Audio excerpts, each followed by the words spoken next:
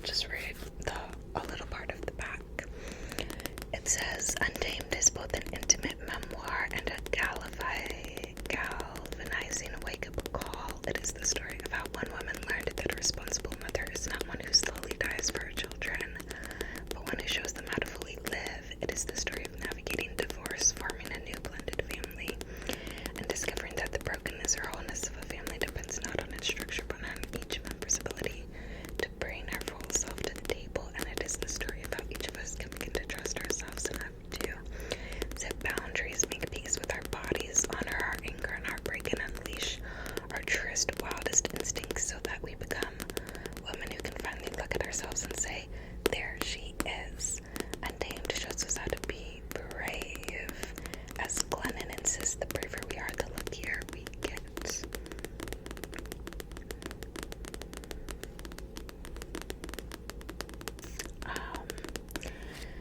And I feel like that little section doesn't even scratch the surface of this book, honestly.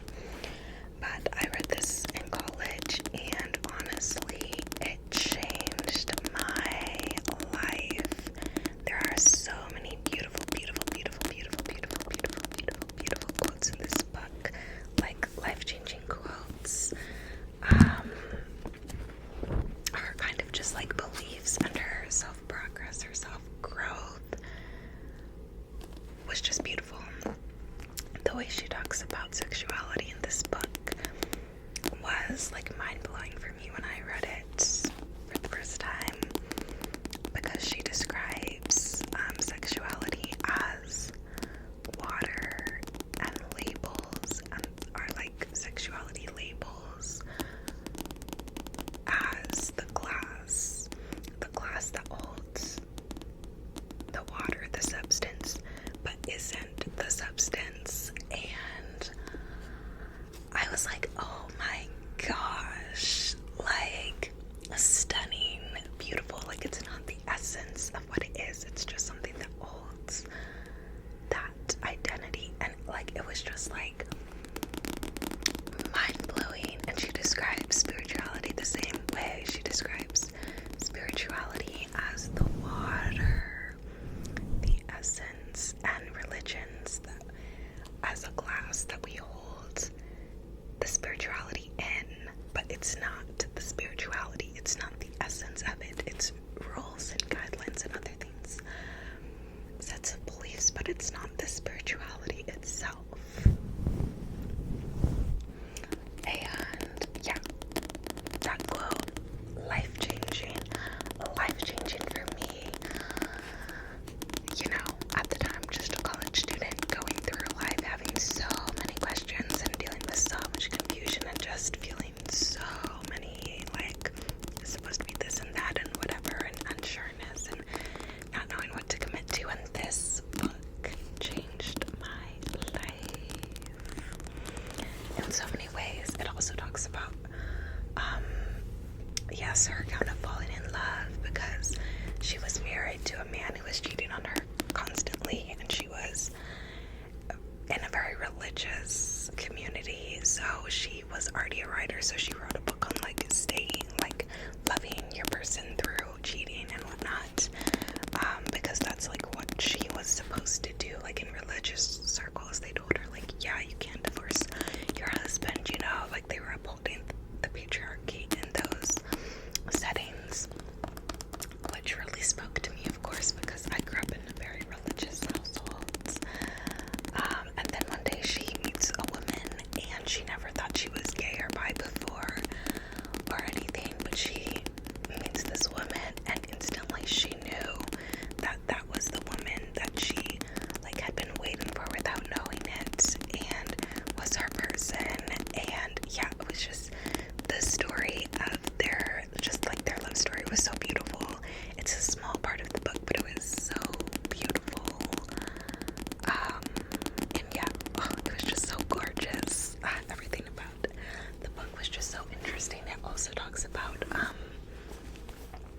how society is also like a setup for men, how like American boys aren't allowed to show their like sensitivities, or else they're shamed for it. How women say that they feel uncomfortable if their husbands cry,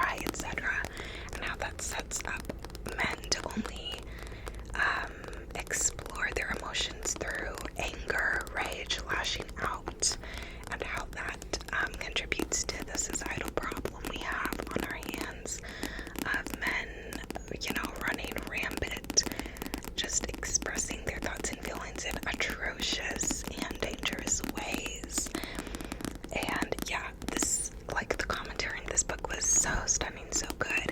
And I think about this book like consistently, and I was like, why haven't I bought it? Like, now that I'm reading again, like, why didn't I buy this book?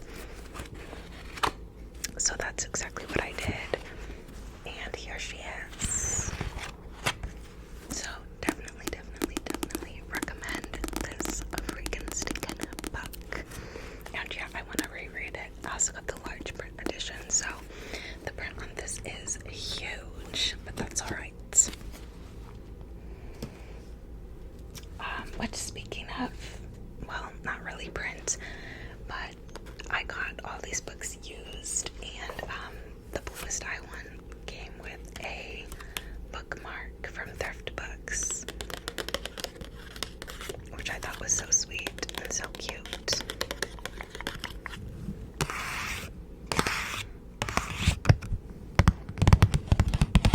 But yeah, okay. So those are the two like more serious ones.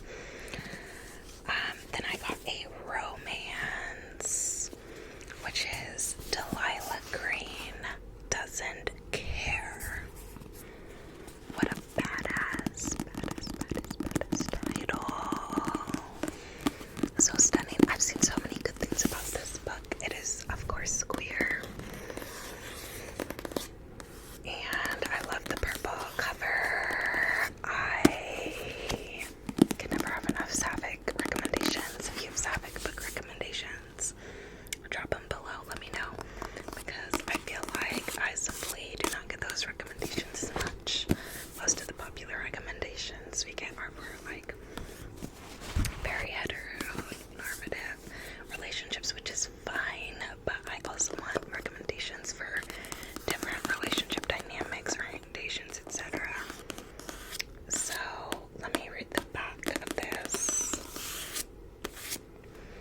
A clever and steamy queer romantic comedy about taking chances and accepting love with all its complications by debut author Ashley Herring Blake. So this is a debut. Slay. Delilah Green swore she would never go back to Bright Falls.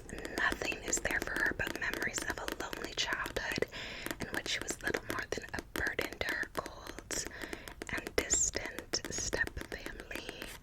Her life is in New York, with her photography career finally gaining steam, and her bed never empty.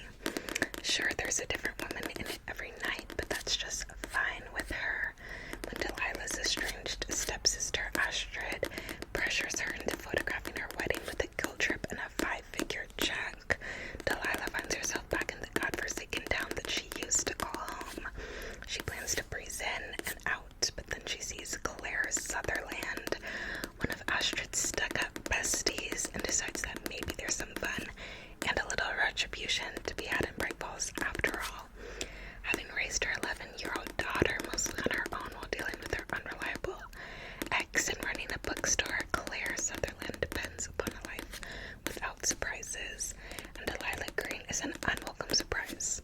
At first, though they've known each other for years, they don't really know each other, so Claire is unsettled when Delilah figures out exactly what buttons to push. When they're first together during the gauntlet of wedding preparations, including a plot to save Astrid from her horrible fiancé, Claire isn't sure what she has the strength to resist Delilah's charms. Even worse, she's starting to think she doesn't want to. Slay. Like, does that not just sound so fun? It literally sounds so fun. It's 390 pages, it looks like, which I feel like is a good length, you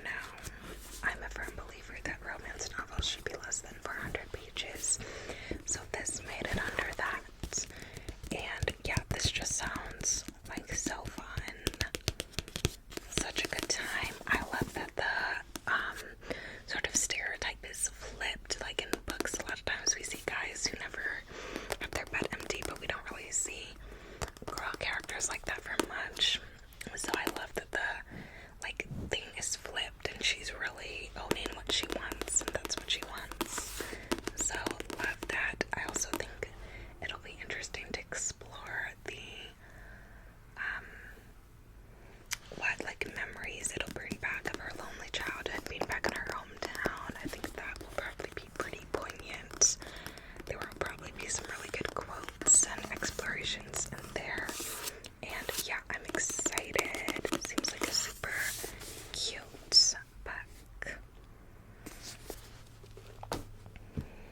And another romance we have, I'm gonna move it because it's holding up the mic right now, that I've read before, but I had to get the original copy of, is Daisy Haites, The Great Undoing.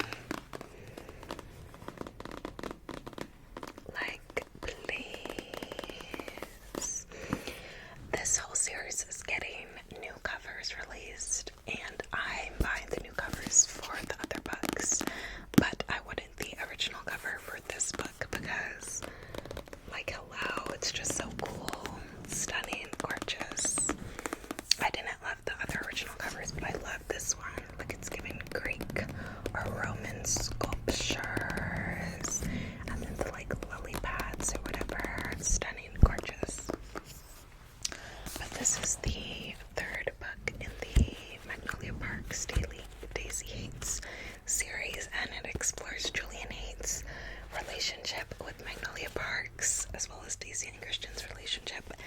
And this book had the most stunning quotes.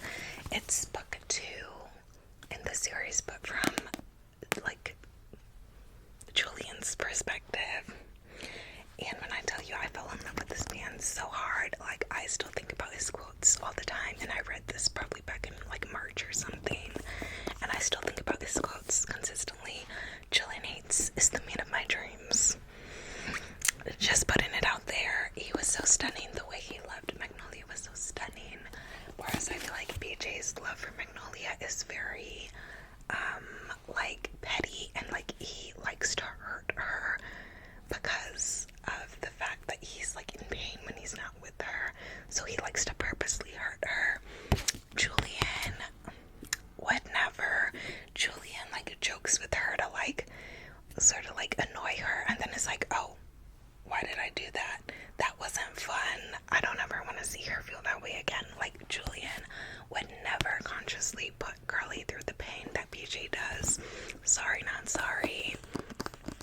I like things about BJ, but I do not ship him with Magnolia over Julian Haites. Like, be freaking for real.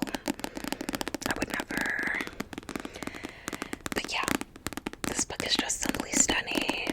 And yeah, if you read the first book and it wasn't your cup of tea, I would recommend reading on to read this book because it was just so stunning. Something is in this book. Like, it is so stunning. Julian Haites is goals, point blank, period. So yeah, I got the physical copy and I've been annotating it.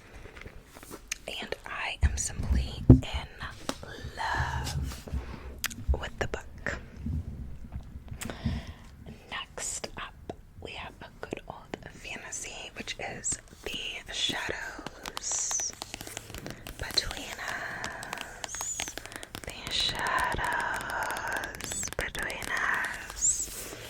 This is another book that I read on my Kindle already that I wanted the original or the physical copy of. So I got it.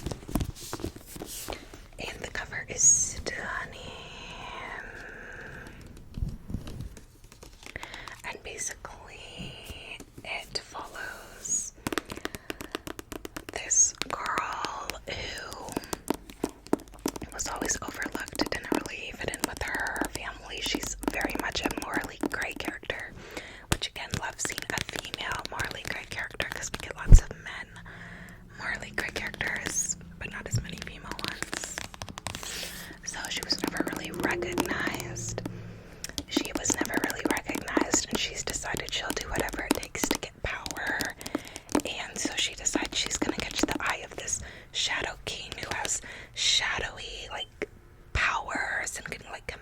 shadows. It's giving the dark lane. So she said she decides she's gonna catch the Haites king and then kill him and be the ruling queen. So she sets out on this elaborate plan, and yeah, it's very much a cool book.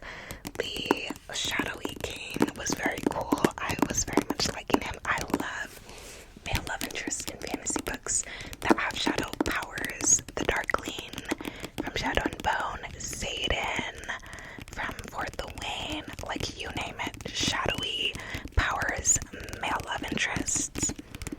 Yes, I'm here for it. So give me your recs for that down below, as well as your recs for books with morally gray female main characters, preferably in fantasy books, or dark romances.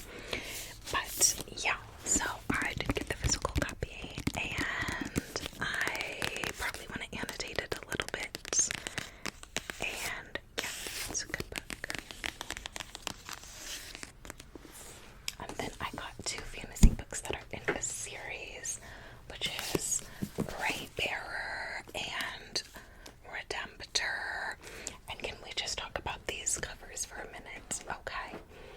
Like these are stunning covers. So freaking gorgeous. The gold, the blue, like the character, like it is just a gorgeous, gorgeous, gorgeous character cover. And I think I saw this like on Amazon or something when I was browsing other books, and it looked really good. So of course I ordered it. I also want more books by Black authors with Black main characters because, like, again, I just don't see Rex with the diverse characters as much. Like, all the popular books that take over, like, Book Talk and whatever, are like A Court of Thorns and Roses, or like Sarah J. Maas, what is it, like Tessa Bailey, Colleen Hoover, Taylor Jenkins Reid, but it's all like, it's like a handful of popular authors right now, and they're almost always straight white women, and I just want more diverse reads. I want more sapphic book recommendations. I want more recommendations with Black main characters, with, you know, Native main characters, with whatever. I want more diverse reads. And one thing I really appreciate about like Black YouTubers is that I get more diverse reads. Like, I really love Shauna's channel because she specifically tries to, like, every other book she tries to read is like by a Black author, and I've found some cool new authors from just like following her channel.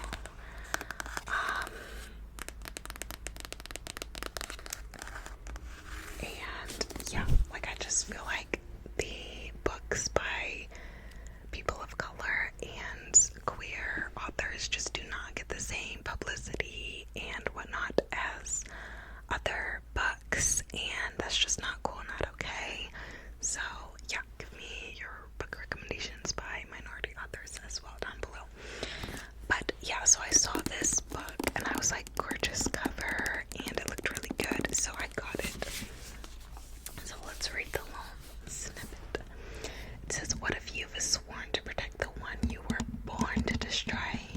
Teresa has always longed for the warmth of a family. She was raised in isolation by a mysterious, often absent mother known only as the Lady. When Teresa comes of age, the Lady sends her to the capital of the global empire of Aritzar to compete with other children to be chosen as one of the Crown Prince's Council of 11. If she's picked, she'll be joined with the other council members through the Ray